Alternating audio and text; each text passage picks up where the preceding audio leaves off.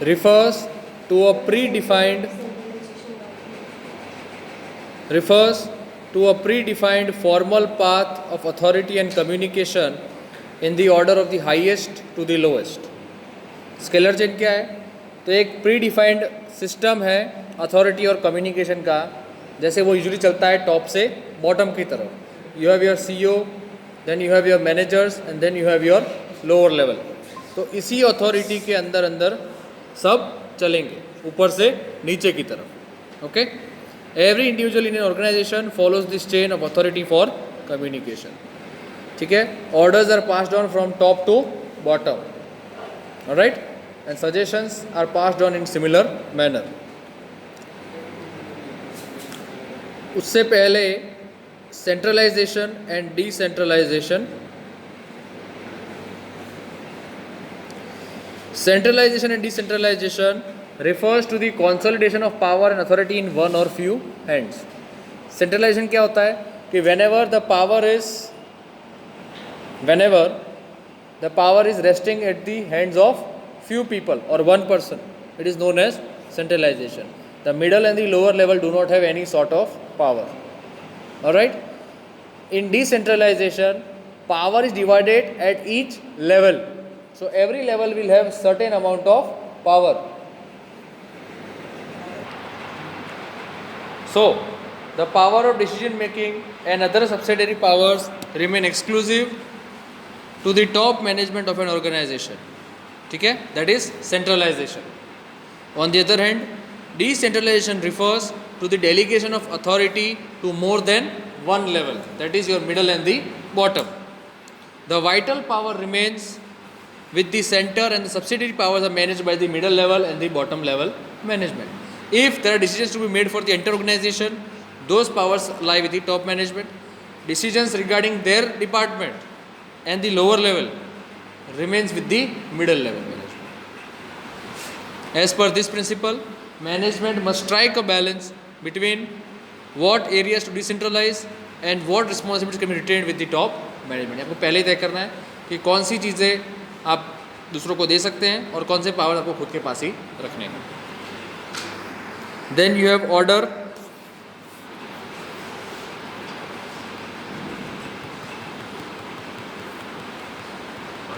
Order focuses on the right arrangement of things at the respective place, यानी uniformity एक तरीके से. Everything is in one straight line एक तरीके से. ठीक है, एवरीथिंग रिमेन्स इन ऑर्डर और systematic. The right people at the right place and at the right time. ठीक है, इसका मतलब क्या है? सही लोग सही जगह पे और सही समय पे. Order helps in carrying out task smoothly and violation of this principle leads to chaos and delay in work.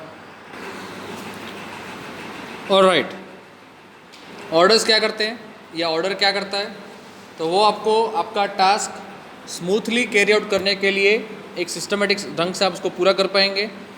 और अगर इस प्रिंसिपल का वायलेशन करते हैं, अगर चीज़ों को ऑर्डर में नहीं रखते हैं, तो उससे केओस और डिले दोनों हो सकता है. फिर है equity. Now equity focuses on treating each employ Fairlie and all employees equally. Equity focus किस पे करता है कि हर एम्प्लॉय को हम फेयरली ट्रीट करें और बराबर ढंग से ट्रीट करें. According to this principle, all employ should be equal in the eyes of management. कोई भी फेवरेटिज्म चलना नहीं चाहिए. All workers should be regarded as equal in terms of religion, language, caste, gender, etcetera. Then is stability of personnel. Stability means that the management should follow a rigorous procedure for the selection of potential candidates and should work towards retaining employees for a maximum period. यानी आपके जो employees वो बार बार बदलने नहीं चाहिए. अगर आपका selection process बहुत ज़्यादा स्ट्रांग होगा तो जाहिर सी बात आपको क्वालिटी एम्प्लॉय ही मिलेंगे. कचरा बाहर निकल जाएगा तुरंत ही. क्वालिटी एम्प्लॉयज़ मिलते हैं, उसके बाद ये आपकी जिम्मेदारी बन जाती है कि आप उन एम्प्लॉयज़ को कैसे भी करके लंबे वक्त तक रिटेन करके रखें. वो किसी और के पास नहीं जाने चाहिए. उनकी प्रॉब्लम्स को सुनना है, समझना है, जो उनकी डिमांड्स है उनको किसी भी ढंग से कॉम्प्रोमाइज़ करना होता है उसके साथ. Now this principle ensures stability of personal over longer period. अगर कोई भी एम्प्लॉय अपने काम से खुश होगा तो वो अपना काम बदलने वाला नहीं है. अपनी कंपनी से खुश होगा तो वो चेंज करने वाला नहीं है. Then is initiative. Initiative implies that the workers should be given enough motivation and incentive to work. Initiative क्या होता है कि वर्कर को आपको इतना मोटिवेशन देना चाहिए कि वो कुछ नया शुरू कर सके, और अगर वो कुछ नया करता है तो उसको रिवॉर्ड भी देना चाहिए. They should be inspired to come up with suggestions regarding their work. अपने काम को लेकर उनसे आपको आइडियाज़ लेने, ये काम करना है तो बताओ कैसे करना है. Let their suggestions come in and then you select the best possible way. इससे उनको भी लगेगा कि हमारी भी कुछ इंपॉर्टेंस है, which should be in line with the practice and rules of the organization.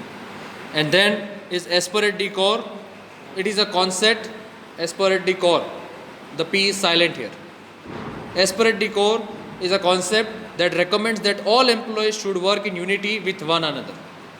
इसका मतलब क्या है कि सभी एम्प्लॉयज़ को एक दूसरे के साथ एकता के साथ काम करना है, यूनिटी के साथ काम करना है.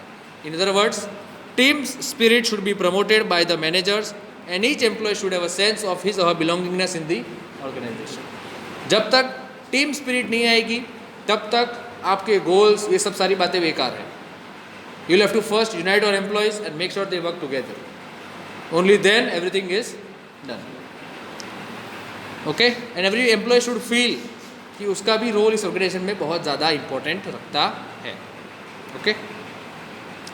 And then there is difference between unity of command and unity of direction.